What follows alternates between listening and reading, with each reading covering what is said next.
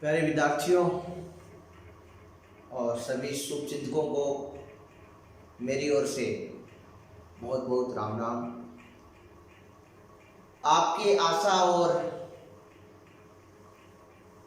विश्वास पे खरे उतरने के लिए विद्यार्थियों, आपकी पढ़ाई को जारी रखने के लिए ये जो ऑनलाइन क्लासेस का निर्णय हम लोगों ने लिया है, कुछ हद तक सही साबित हुआ है। अब इसको और सही साबित करना आप कितना यूज में लेते हो उस पर निर्भर करता है। अब मेरी भी आशा यही है कि आप अधिक से अधिक पढ़ाई करोगे और जो ऑनलाइन वीडियोज आपको उपलब्ध हो रहे हैं उन सबको बहुत ही शानदार तरीके से आप प्रिपेयर करोगे और अपने असाइनमेंट साथ साथ तैयार करोगे, ताकि परीक्षा के वक्त आपको पता है आपके असाइनमेंट ही काम आते हैं।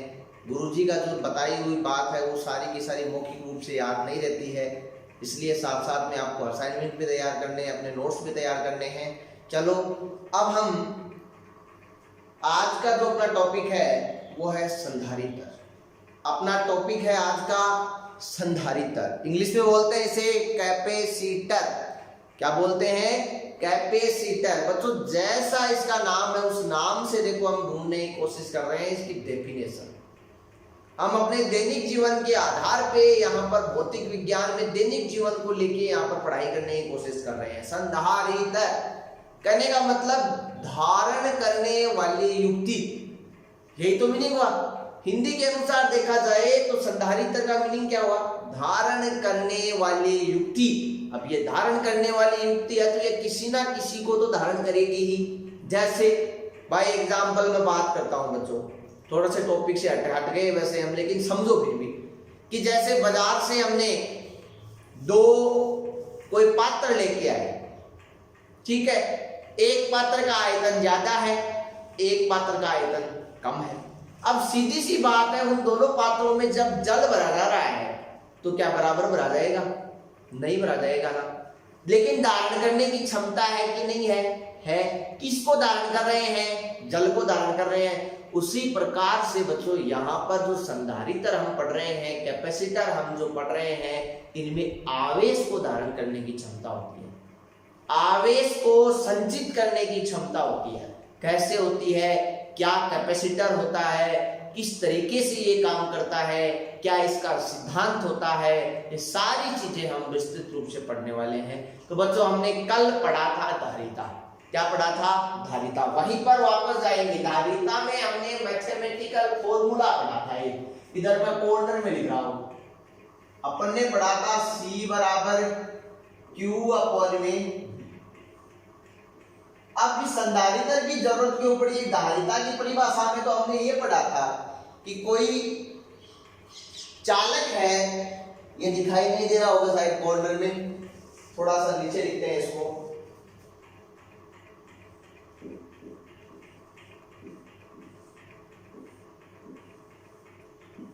धारिता में हमने क्या पढ़ा था बच्चों? धारिता में हमने ये पढ़ा था कि कैसे कोई चालक है और चालक द्वारा आवेश ग्रहण करने की क्षमता क्या कहलाती है? धारिता। तो बच्चों फिर कैपेसिटर की जरूरत क्यों पड़ी? संधारित्र की जरूरत क्यों पड़ी? कोई भी चालक है वो आवेश तो ग्रहण कर ही रहा था, आवेश का धारण तो कर ही रहा था, तो फिर इसकी जरूरत क्यों पड़ी? इस युक्ति की जरूरत क्यों पड़ी? बस समझने वाली बात यही है, कैपेसिटर हमें क्यों चाहिए?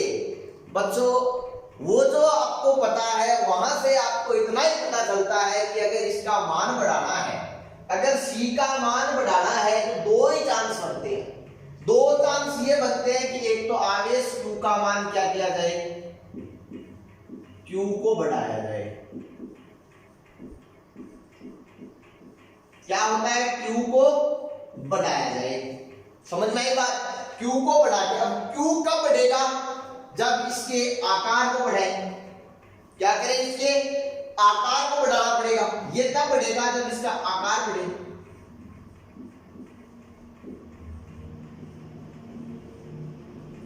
आकार बढ़ेगा तो आकृति क्या होगी?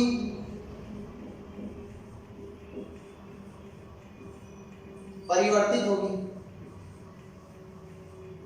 समझ में आई बात? दूसरी चीज, v को कम किया जाए,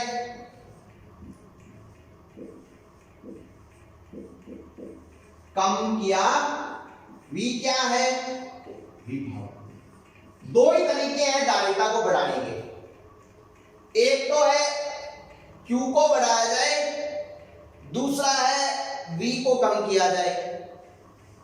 अब आपको पता है किसी भी चीज को बढ़ाते हैं तो खर्चा ज्यादा आता है, आकार बढ़ाना पड़ेगा तो खर्चा तो आएगा, सीधी सी बात है। प्लेटें बड़ी चाहिए हमें, तो ये काम इतना उपयुक्त नहीं है। दूसरी बात, ये इतना बड़ा हो जाएगा, धारण करने वाली जो युक्ति है, अगर आकार को बढ़ा के धारण करवाया जाए तो इतना बड़ा हो जाएगा कि अपने जो उपकरण है वो बहुत बड़े बनेंगे, जहां पर हम यूज में ले रहे हैं वो बहुत बड़े हो जाएंगे। आपने भी देखा होगा कि कंप्यूटर है वो सबसे पहले सुपर कंप्यूटर आया था, वो बताते हैं, आपको पता नहीं है, लेकिन बहुत बड़ा था, जैसे अपने एक रूम है उससे भी बड़ा आकार था। धीरे धीरे सब चीजें छोटी हुई, आपको पता है ट्रांजिस्टर बना, डायोड बना, उसी प्रकार से ये संधारित्र है, कैपेसिटर है, तो ये भी आकार छोटा आ रहा है। इसकी वजह से कहने का मतलब आकार को भी तो हमें छोटा रखना है और अपना काम भी हमें करना है। काम अपना कौन सा है? धारिता को बढ़ाना। तो हम क्या करें? v को कम करें। साधारण चालक में v को कम किया जा सकता है क्या? जैसे ये कोई चालक था, ये तार है, ये पॉइंट A है, ये पॉइंट B है, यहां इनके सिरों के मध्य विभवांतर मैंने माना VAP है या VBA है, एक ही बात है। अब यहां पर क्या चीज समझ में आती है? मैं ये बताना चाहता हूं आपको, क्या मैं इसको कम कर सकता हूं? कैसे कर सकता हूं कम? इसको ये बताना है, इसको हम कम कैसे कर सकते हैं? वो दिमाग में अगर चीज आ रही है, पिक्चर बन रही है इस चीज की कि भाई ये अपने पास में चालक है, इसको हमें विभव का मान कम करना है। आकार तो बढ़ेगा इसका, और बढ़ेगा आकार इसका क्या होगा? और बढ़ेगा। और बच्चों विभव क्या होता है? विभव क्या होता है आपको पता है? V बराबर W बटा Q। W क्या होता है? बल गुणा विस्थापन। कहने को मतलब सिद्ध और स्पष्ट यो है कि आपा कोई एक परीक्षण आवेश Q मान लियो, आर्बिट्रेरी चार्ज मान लियो, अपनी मर्जी मान लियो, बिन आपा वो चालक है एक ए सिरे पर ले रहा हूं, जरा जो कार्य हो सी वो क्या के बराबर हो है? विभव के बराबर। आ चीज आपा पटी।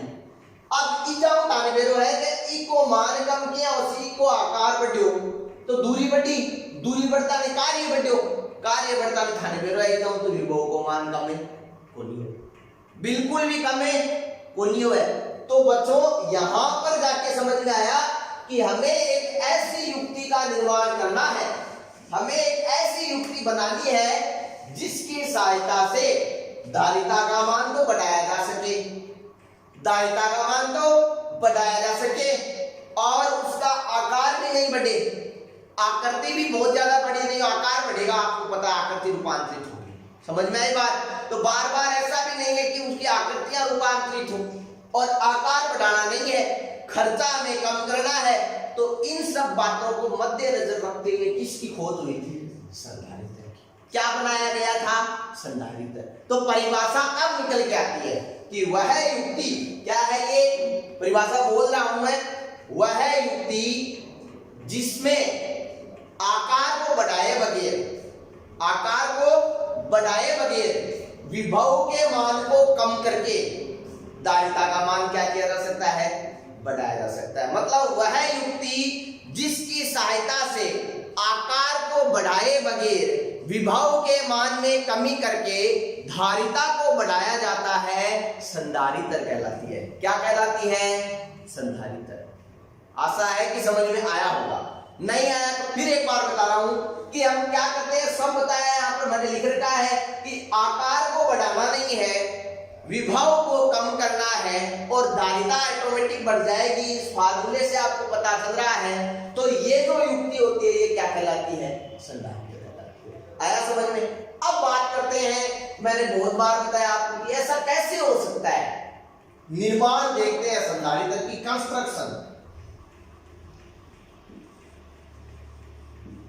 इसका निर्माण देखते हैं, संधारित्र बनता कैसे है वो देखते हैं। ध्यान से समझना बच्चों, संधारित्र में दो चालक प्लेटें होती है। कितनी प्लेटें होती है? दो। और बच्चों जो चालक प्लेटें हैं उनका आकार कैसा कैसा हो सकता है? आपके दिमाग में उचारा हो तो आकार कैसा हो सकता है भाई? मतलब आकृति कैसी हो सकती है, ऐसा समझ लो। आकार छोड़ो, आकृति कैसी हो सकती है? आकार तो बड़ा छोटा हो सकता है, लेकिन हमें छोटे से छोटा लगा है। आकृति कैसी हो सकती है? अपने पे डिपेंड करता है हम कैसे लेते हैं। समझ में आई बात? तो मैंने दो यहां पर चालक प्लेटें ली है। ये प्लेट मैंने मानी ए है, ये प्लेट मैंने मानी बी है। ऐसा कर सकता हूं? कर सकता हूं नहीं कर सकता? इसी प्रकार से ये चालक प्लेटें मैं इस प्रकार की भी ले सकता हूं, इस प्रकार की, इस प्रकार की ले सकता हूं, ले सकता हूं नहीं ले सकता? इसी प्रकार से ये जो चालक प्लेटें हैं वो मैं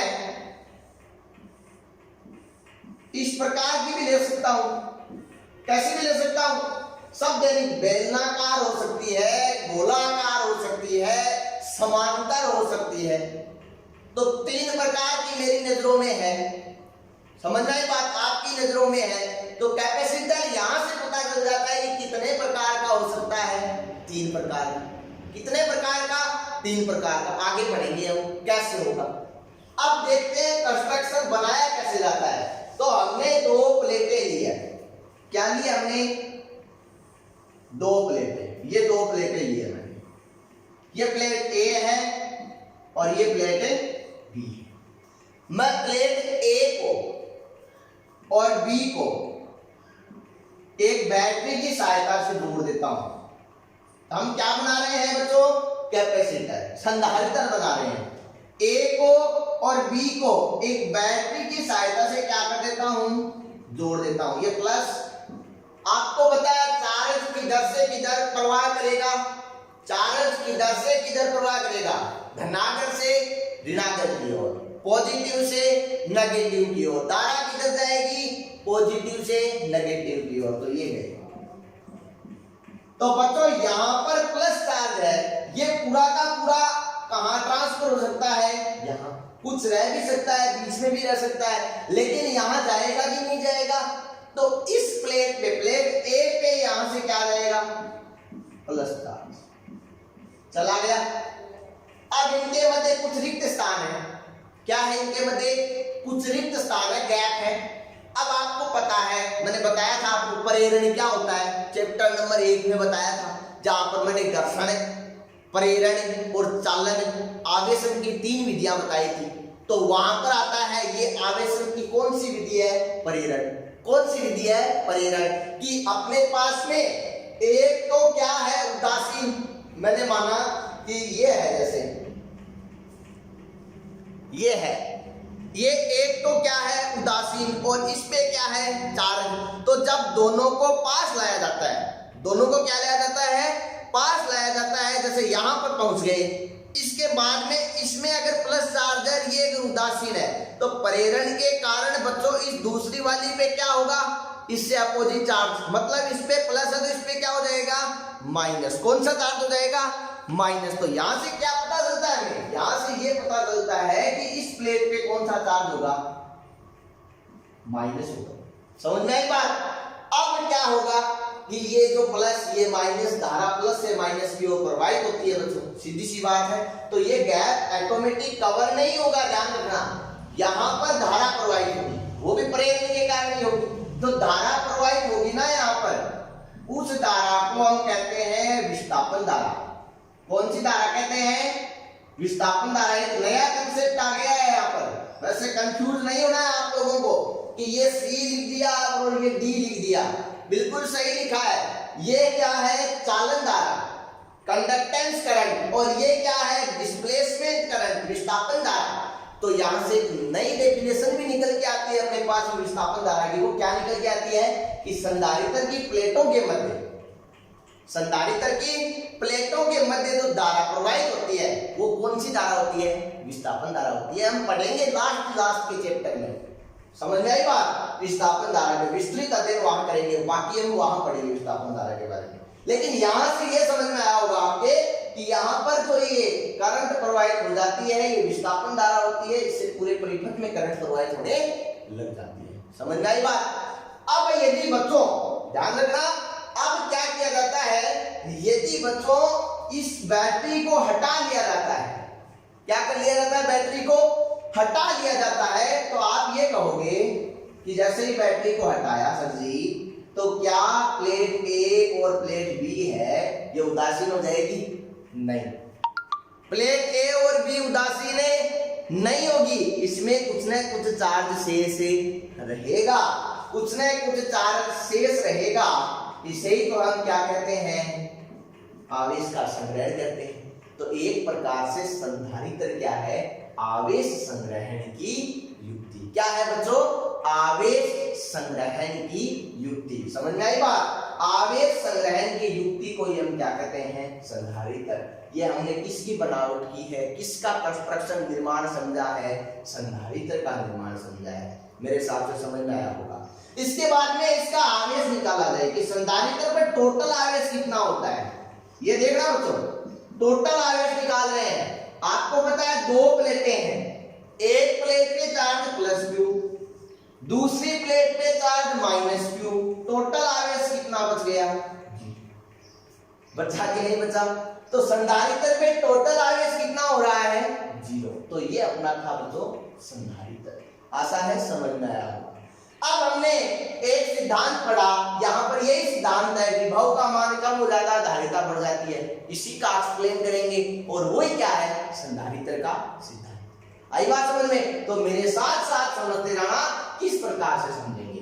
जैसे बच्चों सबसे पहले मैंने एक प्लेट ली ए, क्या ली? प्लेट ए। ध्यान से समझना, प्लेट ली है मैंने ए। प्लेट ए पे क्या है? प्लस चार्ज, मतलब मैंने एक धनावेशित प्लेट ए ली है।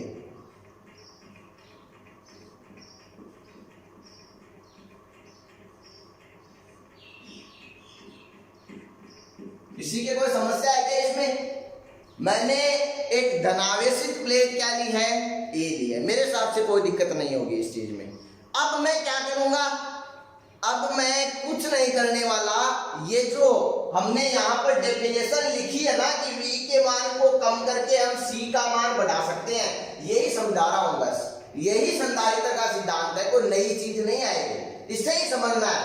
अब हम क्या करते हैं? प्लेट ए के नजदीक, प्लेट ए के नजदीक, जहां जैसे यहां लिख रखा था प्लेट ए के नजदीक प्लेट बी, उसी प्रकार से प्लेट ए के नजदीक अब मैं क्या लिखता हूं? रखता हूं प्लेट बी। तो देखना, प्लेट ए के नजदीक प्लेट बी रखी जाती है। जैसे मैंने यहां से लिया है प्लेट ए,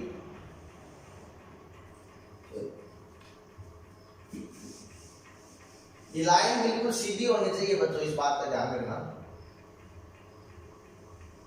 प्लेट ए, समांतर प्लेट की बात कर रहे हैं। तो ये मैंने ए ली, जिसमें क्या है? कौन सा चार्ज है बालकों? प्लस,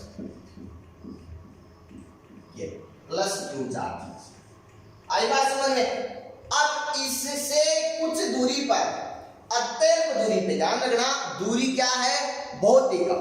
अत्यल्प दूरी पे समान आकार की और समान आकृति की, आकृति भी वैसी है समान जैसी ए की है, आकार भी वैसा ही है, उतना ही बड़ा है जितना किसका है?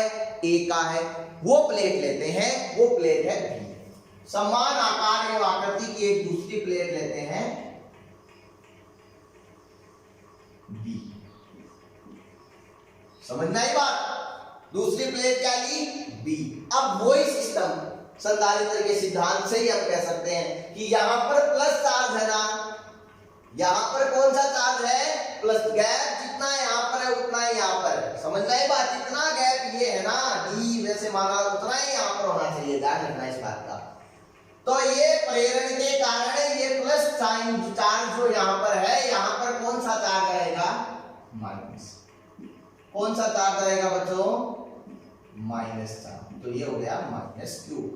तो टोटल चार्ज कितना हो रहा है?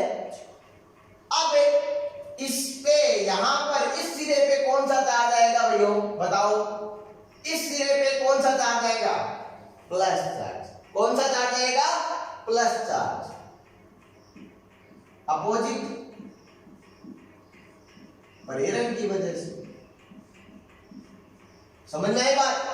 अब आप कहते हो कि सर जी ये तो आपने बता दिया, यहाँ पर v का मान कम किया जा रहा है, कैसे किया जा रहा है वो बताओ हमें। बिल्कुल उसी की ओर अग्रसर हो रहे हैं हम, ध्यान से समझो।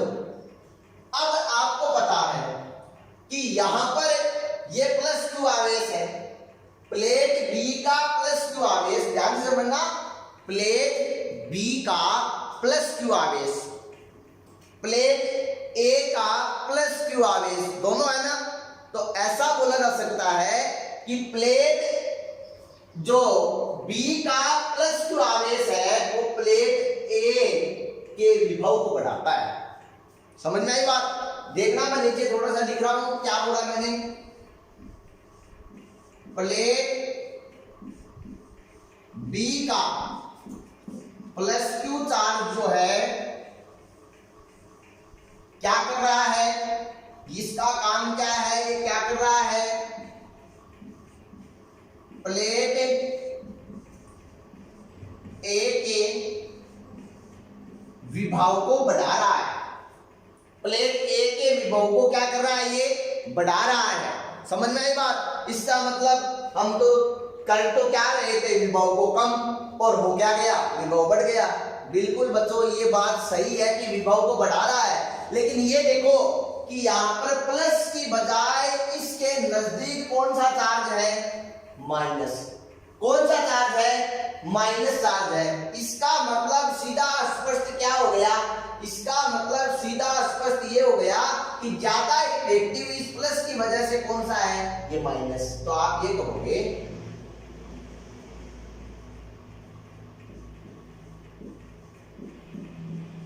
-q चार्ज जो है वो क्या कर रहा है?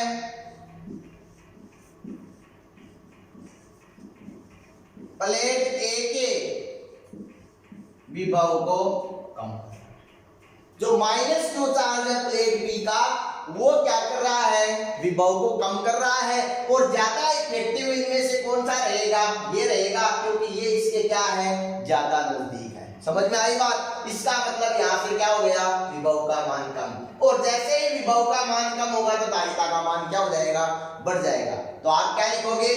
पहले आप ये लिखोगे कि प्लेट ए के नजदीक कोई समान आकार आकृति की प्लेट बी ले जाते हैं। प्रेरण के कारण प्लेट बी के आंतरिक सतह पर -q आवेश एवं बाह्य सतह पर +q आवेश उत्पन्न हो जाता है। फिर प्लेट बी का जो +q आवेश है वो प्लेट ए के विभव में वृद्धि करता है, और प्लेट बी का -q आवेश है वो प्लेट ए के विभव में कमी करता है। लेकिन चित्रानुसार प्लेट बी का -q आवेश प्लेट ए के प्लस आवेश या प्लेट ए के बहुत नजदीक है। किसके बजाय? जो प्लेट बी का +q आवेश है उसकी बजाय बहुत नजदीक है, अतः ये प्रभावी होगा, अर्थात प्लेट ए के विभव के मान में कमी होगी। तत्पश्चात आपको पता है विभव में कमी होती है तो धारिता का मान क्या हो जाता है? बढ़ जाता है। अब यदि धारिता के मान को और बढ़ाया जाए, बहुत ज्यादा करना हो, बहुत बढ़ाना हो, तो क्या किया जा सकता है? तो बच्चों एक तरीका और है कि इस प्लस को गायब कर दो, कहीं भी ले जाओ, इस प्लस को हटाओ, कैसे भी करो, तो क्या होगा? केवल ये माइनस प्रभावी होगा, इस प्लस का कोई रोल नहीं रहेगा। इसका कोई रोल नहीं रहेगा तो विभव का मान क्या होगा? और कम, तो धारिता और ज्यादा। तो क्या करते हैं?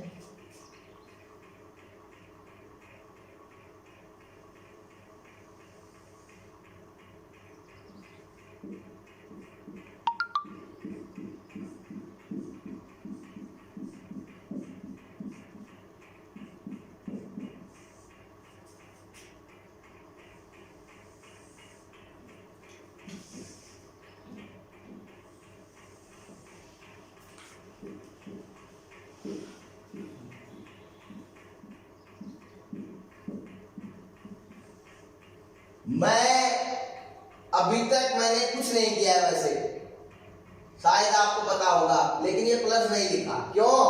क्योंकि मैं इसको ग्राउंडेड कर रहा हूं। कहने का मतलब यदि